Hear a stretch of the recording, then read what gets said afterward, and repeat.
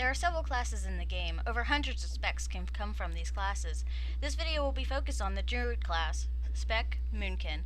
I'll be going over the basic stats which you will need to be successful in the PvE environment, also known as raiding. The information I will be providing will help out greatly when it comes to DPS. I'll be going over basic stats as well as talent tree specs, so have your pencils and papers ready as I am about to begin. There are 4 basic stats which are needed to make a Moonkin a Doomkin in a PvE setting. First is hit. We need hit to be able to hit the boss during a fight. Without it, we're just wasting mana, casting time, as well as the other players' time putting up with our horrible DPS in the raid environment. The second is spell power. This stat is the second most important stat you will need. The more spell power you have, the higher the number you will receive from impact. Our third stat is haste. We use haste to decrease our casting time. We need this since our main spell is Starfire, which has a base casting time of 3.5 seconds untalented.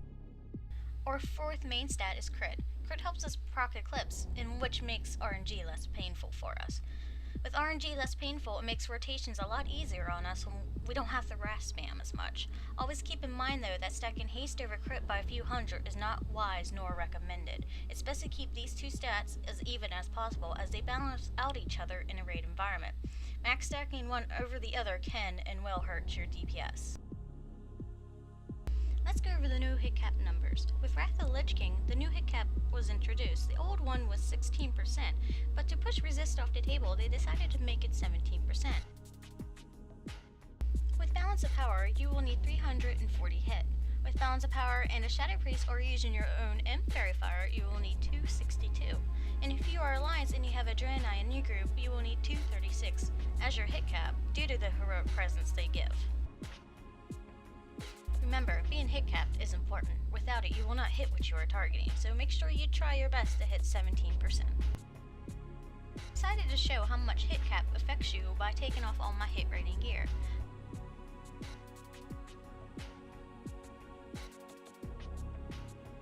However, as you can see, I didn't respec, so I still have my 4% to hit.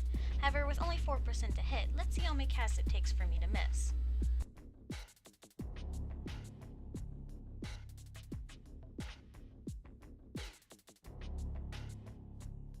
As you can see, it didn't take very long for me to miss. Once again I state, hit is a very important stat. As I already stated, haste and crit are best to keep even, but I had it above crit and not equal to on the stat list. The reason for this is simple. Point for point, haste is better than crit. And with it lowering the cast time of our main spell, it's very useful, but I wanted to explain this a bit more. Gemmin for haste is good, Gemmin for crit however is bad. The best way to keep these two pieces even is using haste gems or spell power gems in your socket and grabbing gear with crit. Getting gear with both haste and crit on it is the best thing you can do. There's a few pieces out there, so don't be afraid to pick them up. Just remember not to stack one over the other. Next, I'll be going over the basic talent tree specs. First, we'll be looking at the 55-16 talent tree spec. This spec is the most basic spec you can get and includes all mana regen talents. However, in mine, I did not touch Dream State. If you don't have mana issues, Dream State is usually the first to go. People like to take Moonglow away though, but it's more of a filler than a mana regen talent, if anything. If you decide to keep Dream State but not Moonglow, you can pick up Imp Moonfire for a 0.5 DPS increase. Next is a 58-13 talent tree spec. This is a normal 25-man raid spec with all raid buffs provided. With little to no mana regen required due to replenishers in your raid, we make sure to keep a point and Omen of Clarity, as it is our best mana regen talent as a druid. Outlined in red are major talents that you should have as a raiding Moonkin. These are important and will increase your DPS. Without them, you can hurt your numbers on the charts.